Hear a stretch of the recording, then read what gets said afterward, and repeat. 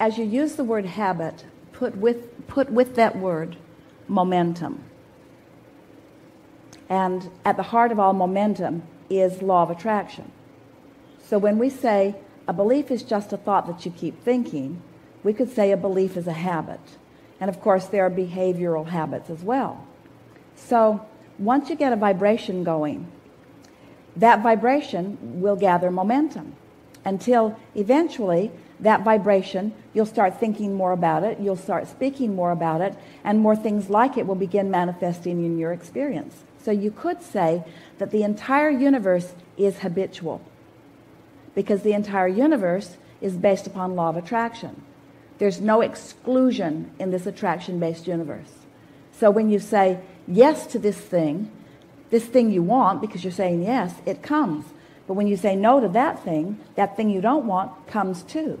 Because law of attraction does not hear your words, it only responds to your attention. So when you say, I'm going to stop doing that, I have a bad habit and I'm going to stop doing it, we say, no, you're not, you're going to do it more. Because your attention is upon this thing that you don't want. Law of attraction is saying, here's more of it, here's more of it, here's more of it, here's more of it. So what you want to do, you want to slow the momentum somehow. So the way you slow momentum of anything, of any thought or of any behavior, but let's start with the thought. The way you slow the momentum is by becoming more general about it. The way you speed the momentum is by becoming more specific about it. So what happens is you find other things that feel better to you and you focus upon them more and more until they gain more momentum. It's like pushing the reset button. You can start in a whole new place. That's why we're asking you to be unconditional for a little while, to think about emotions rather than specific subjects. It's not hard to stay focused. Law of attraction is making it really easy to stay focused on whatever vibration is dominant. Sometimes people say, well, Abraham, when I was 5, 10, 15, 20, 25, 30, 35, 45, 50, I practiced those things that don't feel good. And now, in this year that I've turned 51, how much can I undo about what I've done before? And we say, your power is in your now. During all of that time, you were launching rockets of desire, and your future experience is full of an amazing scenario that you are walking toward. So right now, as you concentrate on feeling good, you let in all the good stuff that you've been launching for a long, long time. That's why you can feel this momentum going. It really is about just wanting to feel as good as you can about whatever subject is before you, or change the subject. And we encourage a little bit of both. If it's a subject that makes you feel bad every time you think about it, we would start with things that are easier. But if it's a subject that really comes up often, things to do with money come up really often. Things to do with your body come up really often. So if it's a subject that you can't get out of your consciousness, it keeps coming up, then it's really worth training your mind to be positively optimistic as you focus, you see. Yeah. Do you know how it is that you affect an outcome?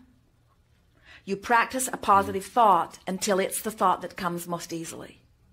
So if thoughts that don't feel good keep coming up, don't take action yet, because the vibration's all screwy and it's not going to turn out well. But that doesn't mean you have to put it off forever, just for 15 minutes till you've cleaned up your vibration.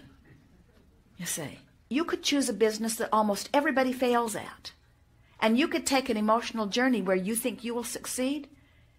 And a business that almost everybody fails at, you could have enormous success because you took an emotional journey and got yourself into a place of expectation.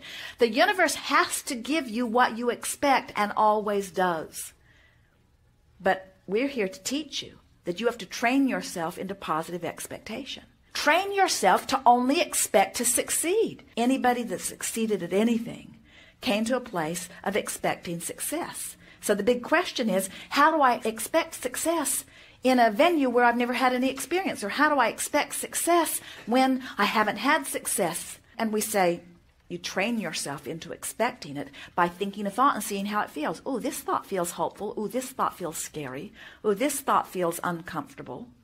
And as you focus and feel, focus and feel, focus and feel, and your only intent is to take an emotional journey right now that feels good, Before you know it, you feel really good. The universe organizes circumstances and events to accommodate you, but you've got to line up the energy first, or nothing happens in action that will please you.